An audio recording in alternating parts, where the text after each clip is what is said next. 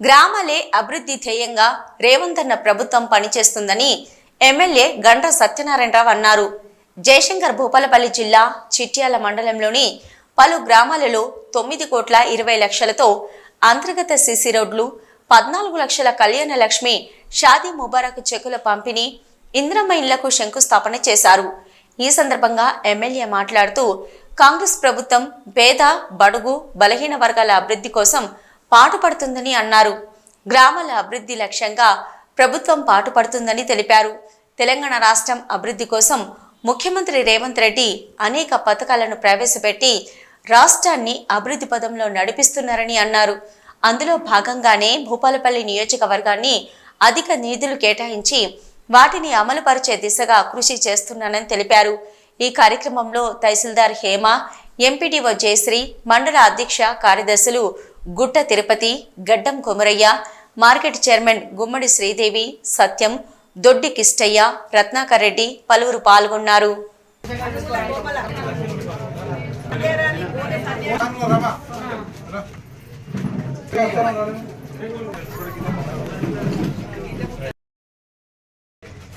మీకు వ్యవసాయ పనులకు కానీ మీ యొక్క కుటుంబ అవసరాలకు ఉపయోగపడుతుందని ఈరోజు వెంటనే మనం ఈరోజు 2 మండలాలకు కూడా సంబంధించినటువంటి కళ్యాణ లక్ష్మి చెక్కులను పంపిణీ చేయడం జరుగుతూ ఉంది.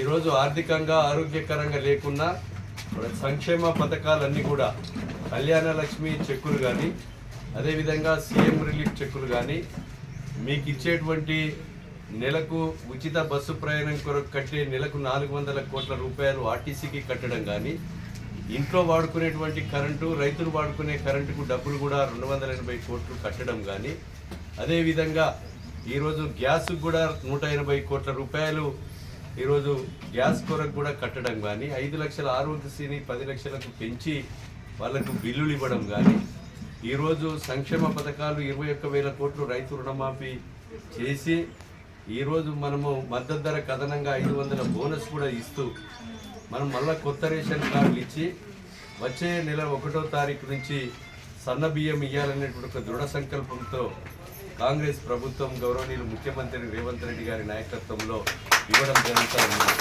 అదేవిధంగా ఇవన్నీ సంక్షేమ 200 ఉద్యోగాలు ఇచ్చినాం. ఈరోజు 10వ తారీఖు 11వ తారీఖు రోజు మనం రేపు ఎల్లుండో గ్రూప్ 1 రిజల్ట్ కూడా వస్తుంది. అవి కూడా కొత్త పోస్టులు 50,000 ఉద్యోగాలు ఇవ్వబోతున్నాం.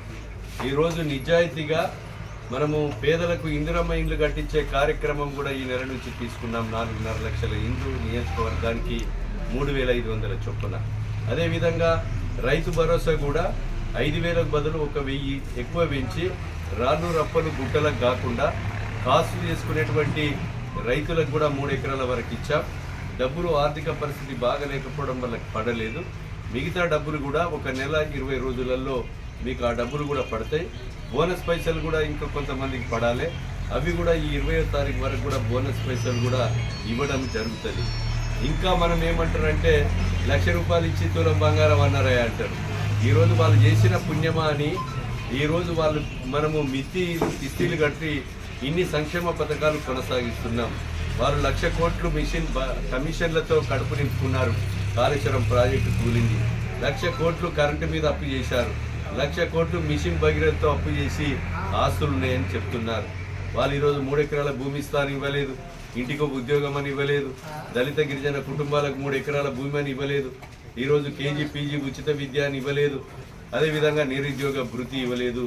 అదేవిధంగా ఉద్యోగాలు బీజేపీ కూడా 2 కోట్ల ఉద్యోగాలు ఇస్తా అని 11 సంవత్సరాల్లో 22 కోట్ల ఉద్యోగాలు ఇవ్వాలి. 1 కోటి ఉద్యోగాలు కూడా ఇవ్వలేక ఈరోజు మనం వేసుకునే చీర, బట్ట, జాకెటు, చెప్పులు, బొట్టు బిళ్ళలు, ఆఖరికి మనం వాడుకునే ఎరువుల మీద, ఆఖరికి చనిపోయినటువంటి శవం మీద బట్ట కప్పిన జిఎస్టీ పేరుతో పన్నులు వసూలు చేసి దోపిడీ చేసి మనం అధికారం ఏ రకంగా చేపట్టాలనేటువంటి ఒక ఆలోచన తప్ప వాళ్ళకు వేరే లేదు.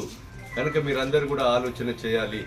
ఈరోజు 17 పోస్టులు ఖాళీగా ఉన్నాయి, అవి కూడా నింపుతున్నాం. అదేవిధంగా భూపాలపల్లి హాస్పిటల్లో వెంటిలేటర్లు తెచ్చాం. మందు తాగిన, యాక్సిడెంట్తో పడిపోయినా మనం వెంటిలేటర్ లేకపోతే ప్రాణం పోతుంది.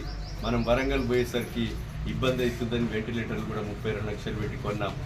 పెట్టి మంచాలు పెంచి కార్డియా డిపార్ట్మెంట్ను, యూరాలజీ, మూత్రపిండాలు, అదేవిధంగా మనకు నడుము ఆపరేషన్ కానీ urology, nephrology, plastic surgery, gynaec, cardio, గుండె డాక్టర్లను కూడా తెచ్చి హైదరాబాద్, వరంగల్ రీతిలో ఇక్కడ చికిత్స ఆపరేషన్లు అయ్యే విధంగా కూడా ఈరోజు ఈ బడ్జెట్లో రాబోయేటువంటి రేపటి నుంచి జరిగే అసెంబ్లీ సమావేశాల్లో బడ్జెట్లో పెట్టి కొత్త పోస్టులు తీసుకొచ్చి ఆ హాస్పిటల్ పేదలకు వైద్యం అందించే కొరకు కృషి చేయడం జరుగుతుంది.